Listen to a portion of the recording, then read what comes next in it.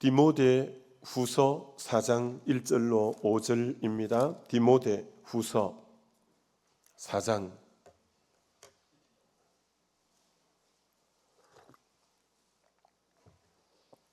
디모데후서 4장 1절부터 5절까지를 한 목소리로 같이 봉독합니다.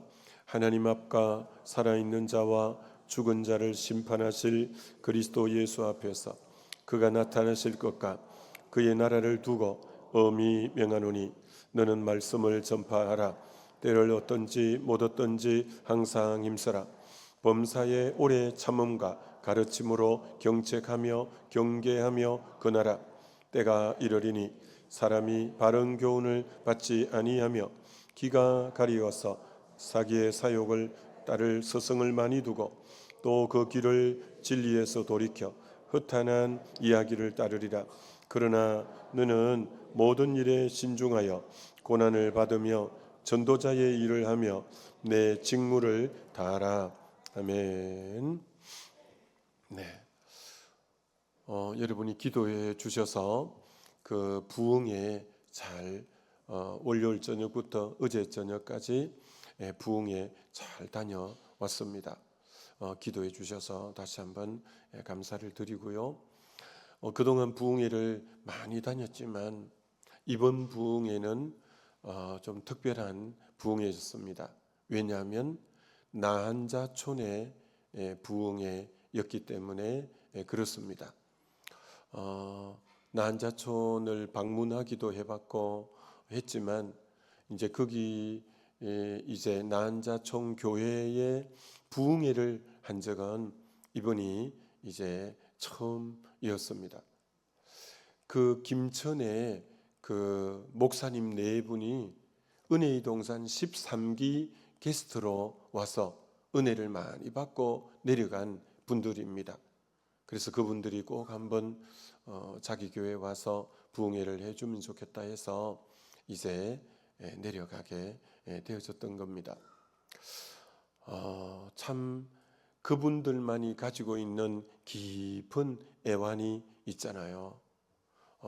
참 사모함이 일반 분들에 비해서 참 간절했던 것 같고요. 지금 이제 우리나라는 그런 나병 환자들만 모여 있는 나한자촌이 이번에 알게 됐는데 87곳이 우리나라에 나한자촌이 87군데가 있었습니다. 근데 지금은 양성 환자는 한 명도 없고 그분들은 지난날 나병을 겪은 음성 환자들입니다. 그래서 1년에 나병 환자가 두세 명씩 발병이 되는데 우리나라 사람은 발병이 거의 안 된다고 합니다.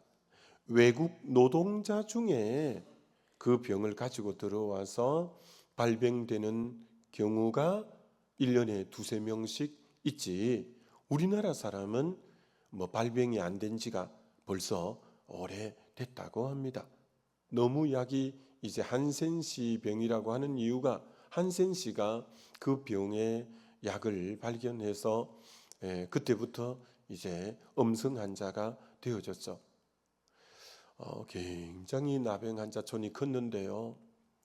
그런데 지금은 을씨는하게 폐가가 너무 많았고요. 왜? 그 자녀들은 이제 성장하면 외지로 나가는 거죠.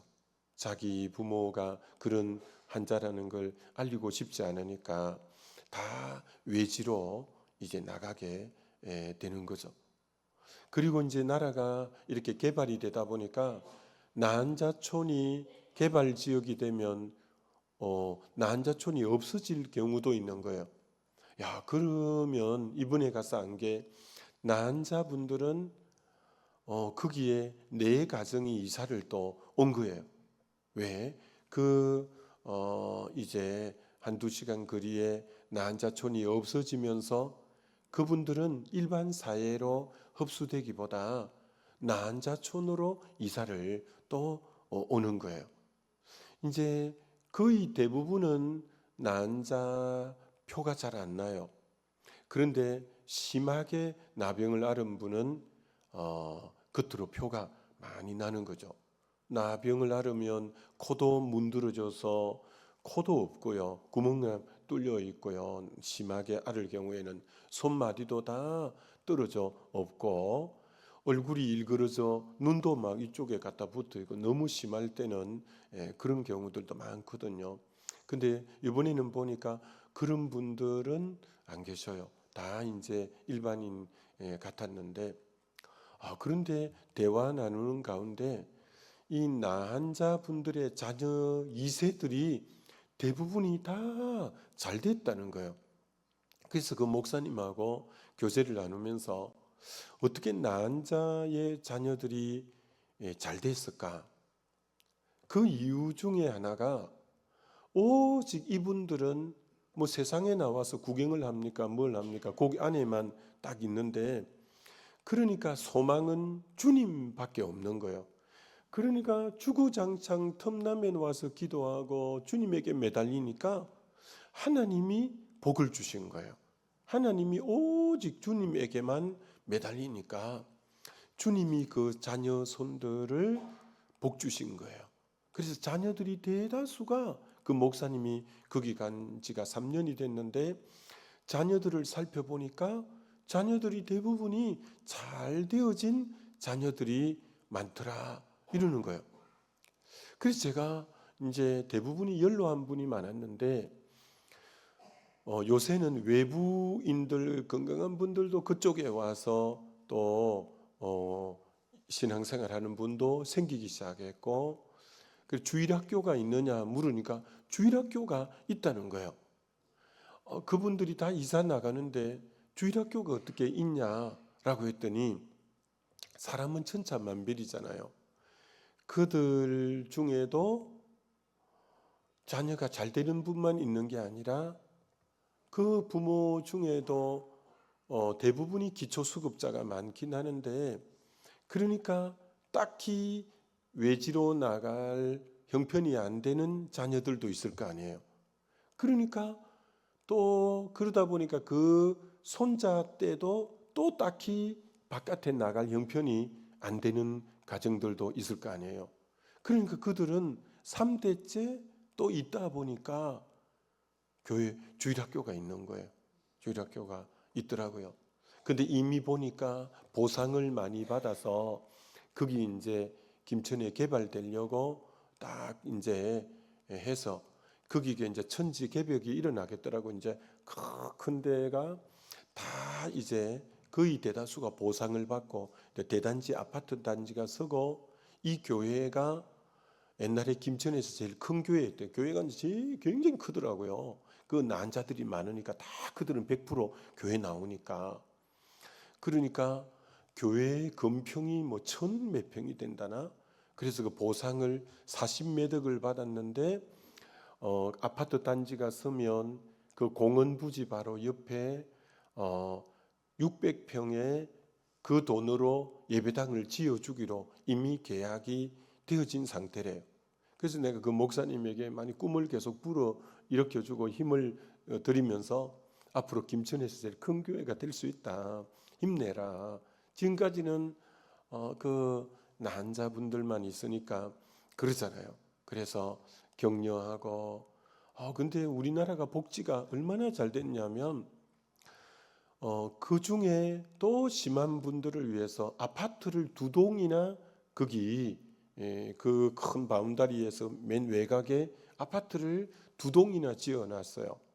그리고 거기에는 난자들만 들어갈 수 있는데 무료로 들어가는 거예요. 그리고 이제 전기세, 수도세 이런 것만 조금 내면 되고, 이들이 기초수급자니까. 그래서 어제는 거기를 방문을 했는데, 그 아파트를 방문했는데, 특이한 게 아파트 밑에 그 전동차, 이 1인 전동차를 타고 다니잖아요. 그 다리가 불편한 분들은 전동차가 일반 아파트에는 뭐 1대 내지 2대 이렇게 보통 있잖아요. 거기는 수십 대, 이제 그분들이 연로하니까 대부분이 걸어 다니기보다도 전동차로 이게 다 이렇게 많이 굽어 계시니까 그 전동차를 타고 이동을 하시는 거예요. 그래서 아파트에 사람 수만큼이나 이 전동차가 딱 있는 게 굉장히 특이했고, 이분들이 마음이 가난하니까 은혜를 잘 받아요. 그래서 참 시간마다 은혜가 깊이 임하는 걸 보게 되고, 참 그래서 이렇게 다니면서 부흥회하지만 이번에는 그런 또 특별한 지역에서 특별한 분들과 참 은혜 나누는 참 귀한 시간이었습니다. 하여튼 기도해 주셔서 감사합니다. 자, 그런데 거기 있으면서 제 마음은 7,937명의 이 태신자들에게 온 마음이 있어서 이번에 이 많은 영혼들이 주께로 나와서 복음을 듣고 구원에 이르러야지 오매불망 7,937명의 영혼들에게 가 있었습니다. 여러분, 그래서 오는 주일 19일에는 정말 이 여러분이 작정한 그분들을 주중에 찾아서 밥도 사드리고 차도 사드리고 티를 사드리고 하여튼 뭐 차도 사드릴 분은 사드리고 하여튼 그래서 선물도 드리고 해서 이분들을 이번에 모시고 와서 복음을 꼭 듣게 해야 돼요. 여러분, 독일이 히틀러 때 나치가 세계를 침공해 들어갈 때 그때 그 나치의 저항 운동 하던 사람들을 레지스탕스, 불어인데 레지스탕스 저항이라는 뜻인데, 그 나치의 저항 운동을 하는 레지스탕스, 우리식으로 말하면 막 의병과 같은 그들에게 항거하고 독립운동하고 이런 이제 사람들이 있었습니다. 근데 그들이 독일 나치에게 잡혀서 감옥에 있다가 다 총살을 당했어요. 총살을 당하는데 어느 날 그 잡혀 들어온 사람을 총살을 시키려고 눈을 가리고 그 기둥 하나하나에다가 다 묶는 거예요. 이제 총살시키려고. 그때 한 사람이 막 고함을 지르는 거예요. 나는 장사하는 사람입니다. 나는 돈 버는 사람입니다. 나는 저항운동 한 적이 없습니다. 나는 억울하게 잡혀왔습니다. 나를 풀어주세요. 난 저항운동 안 했다니까요. 왜 나를 죽이려고 합니까? 난 억울합니다. 나 풀어주세요. 라고 하는 거예요. 그랬더니 그 옆에 묶여있는 레지스탕스가 그 사람에게 이렇게 말하는 거예요. 뭐라고 하냐면은 아무것도 하지 않는 것, 그게 바로 당신의 죄입니다. 전쟁이 지금 5년간 전쟁이 지금 벌어지고 있고 수백만의 동족이 지금 학살을 당하고 죽었고 나라가 지금 나라와 교회가 멸망 직전인데 당신이 아무것도 안 했다는 것은 오늘 당신이 죽어야 될 충분한 이유입니다. 이게 이제 로베로 장군이라는 영화의 명대사예요. 당신이 아무것도 안 한 게 오늘 당신이 죽어야 될 진짜 이유라고. 나라가 멸망 직전인데 수백만이 학살을 당했는데 당신은 돈이나 벌고 장사나 하고 동족이 이렇게 멸망해 가도 아무 일도 안 했다면 이게 당신이 죽어야 될 이유이다 라고 한 거죠. 여러분, 성경의 죄는 하지 말라, 하라 이런 두 가지라고 했잖아요. 살인하지 마라, 간음하지 마라, 도적질하지 마라, 거짓 증언하지 마라. 그거 하지 말라는 거 하면 죄지만 하라라고 했는데 하지 않는 것도 죄다라는 거죠. 하라고 한 것 중에 최고의 명령, 지상 명령은 복음을 전하라. 내 증인이 되라. 너희는 가서 만민에게 복음을 전해라.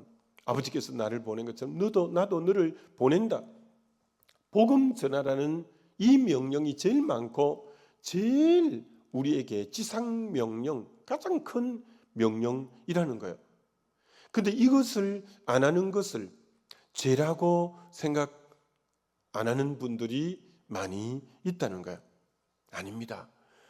정말 우리 믿는 사람의 최고의 주님이 주신 명령은 영혼을 구원하는, 복음을 전하는, 이것이 우리의 최고의 사명이다, 이렇게 말할 수 있는 거죠. 요한복음 20장 21절이 아버지께서 나를 보낸 것 같이 나도 너희를 세상에 보내노라. 그래서 우리는 누구냐면 주님으로부터 이 땅에 보냄받은 자, 보냄받은 자를 뭐라고 하느냐면은 사신이라고 하는 거예요. 복음을 위해서 보낸 사신. 그걸 고린도후서 5장 20절에는 그러므로 우리가 그리스도를 대신하여 사신이 되어, 이러면 사신은 다른 번역에는 대사라고 합니다. 여러분, 대사는 미국 대사, 일본 대사, 영국 대사, 대사는 뭐냐? 그 나라를 대표해서 우리나라 대사관들이 다 있잖아요. 그들은 자기 일을 하는 사람들이 아닙니다. 그 본국의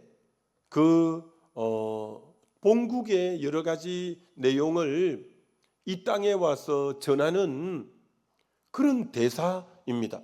자기 나라를 대표해서 이곳에 와 있는, 그래서 그 메시지를 전하는 메신저들입니다.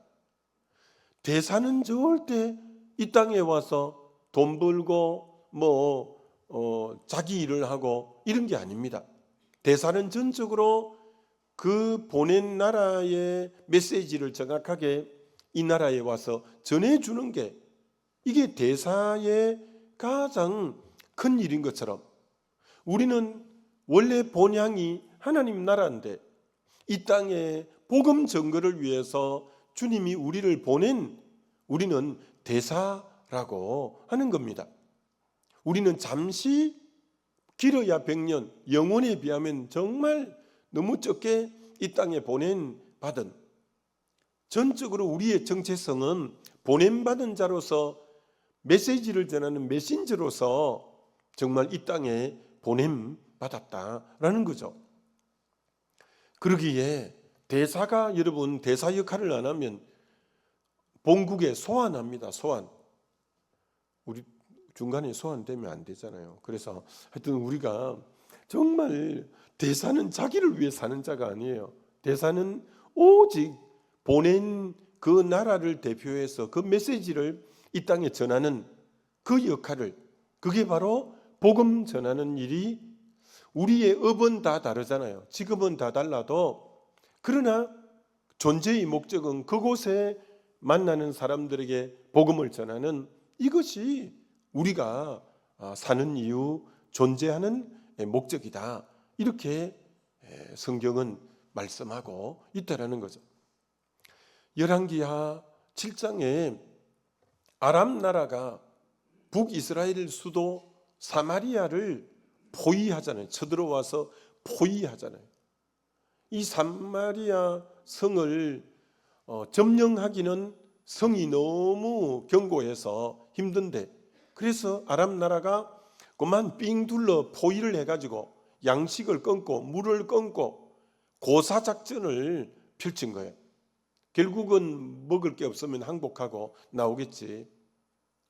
그러니까 이들은 하나님의 율법을 아는 사람들이라 부정한 음식, 레위기 11장의 것을 안 먹는데, 너무 사마리아 성에 먹을 게 없으니까 나귀 머리 하나에 엄청나게 비싸게, 비둘기 똥도 너무 고가에 팔리는 거예요. 굶어 죽을 판국이니까. 나중에는 부정한 음식인 나귀 머리도 비둘기 똥도 그렇게 고가에 팔리다가 그것도 없어지니까 아이를, 오늘은 너 아이 삶아 먹고 내일은 내 아이 삶아 먹는 그런 지경에까지 이르는 거예요.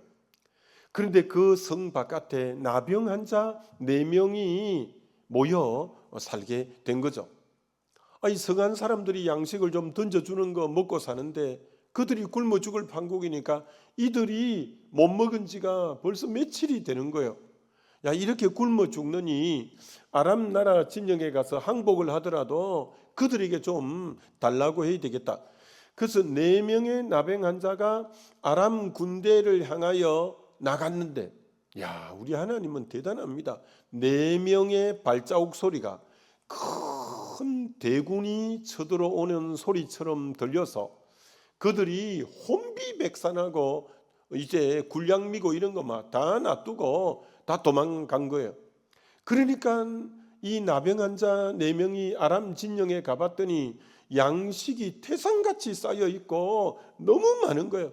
며칠 굶어서 막 허겁지겁 배가 빵빵하게 이렇게 먹고 나서 나병 중에 한 명이 환자가, 야, 이 오늘이 기쁜 소식의 날이거늘 이걸 우리만 배불러서 되겠냐?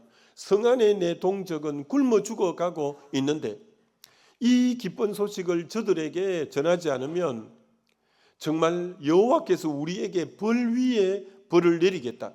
그러면서 이들이 우리만 기뻐할 게 아니지, 우리만 양식을 얻었다고 기뻐할 게 아니지, 저 지금 굶어 죽어가고 있는 저들에게 이 기쁜 소식을 빨리 전해줘야 되겠다 라고 해서 전하잖아요.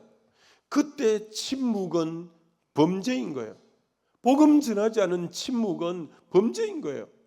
우리는 이미 영원한 소식을 들었고 제3의 이 길을 알았고 영생을 얻었고 하나님 자녀가 되었고 구원 얻었는데, 그렇다면 이 소식을 듣지 못한 그들에게 정말 전해 주어서 그들도 예수 믿게 하는, 그렇지 않으면 내게 벌 위에 벌이 임한다고 누가 말했냐면 저 사도 바울이 고린전서 9장에 복음을 전하지 않으면 내게 화가 미치겠다.